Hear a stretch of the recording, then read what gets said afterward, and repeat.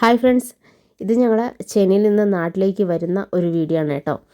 അപ്പോൾ ഞങ്ങൾ SBM ട്രാവൽസിലായിരുന്നു വന്നിട്ടുണ്ടായിരുന്നത്. ഇവിടെ കോയമ്പേട് അവരുടെ ഓഫീസ് ഉണ്ടായിരുന്നു.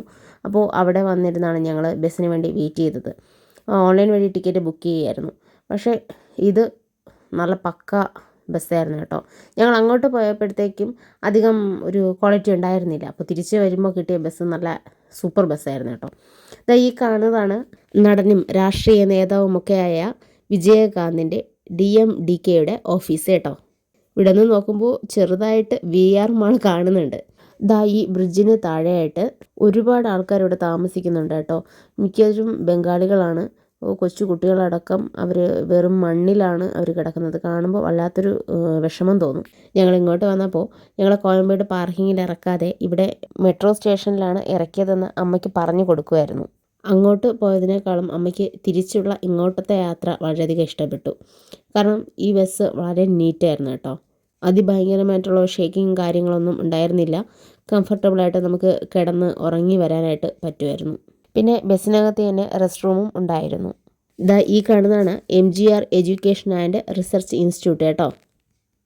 ഓരോ തവണ വരുമ്പോഴും ചെന്നൈയിൽ പുതിയ പുതിയ മാറ്റങ്ങളാണ് കേട്ടോ.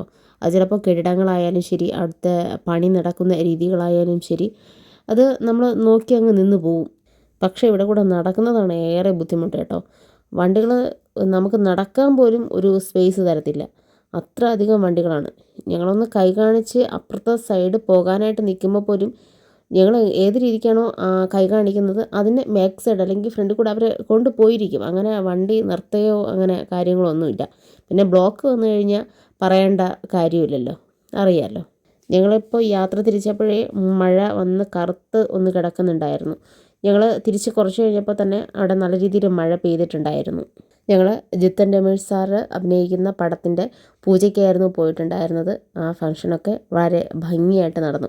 ഞാൻ അതിൻ്റെ വീഡിയോ ഓൾറെഡി അപ്ലോഡ് ചെയ്തിട്ടുണ്ട്. കാണാത്തവരുണ്ടെങ്കിൽ ആ വീഡിയോ ഒന്ന് കാണുക. കൂടെ സപ്പോർട്ടും ചെയ്യാൻ മറക്കല്ലേ. ഇടയ്ക്ക് ഫുഡ് കഴിക്കാനായിട്ട് അവരെ നിർത്തി തന്നിട്ടുണ്ടായിരുന്നു. അപ്പോൾ ഞങ്ങൾക്ക് ഫുഡൊന്നും വേണ്ടായിരുന്നു. 2-3 സ്നാക്സൊക്കെ വാങ്ങിയിട്ട് അമ്മ വരുന്നതാണ് ഈ കാണുന്നത്. ആദ്യമായിട്ട് ആരെങ്കിലും എൻ്റെ ചാനൽ കാണുന്നുണ്ടെങ്കിൽ സപ്പോർട്ട് ചെയ്യാനും ലൈക്ക് ചെയ്യാനും സബ്സ്ക്രൈബ് ചെയ്യാനും മറക്കല്ലേ. അപ്പോൾ ഇതൊക്കെയുള്ളൂ ഇന്നത്തെ വിശേഷം. ബൈ.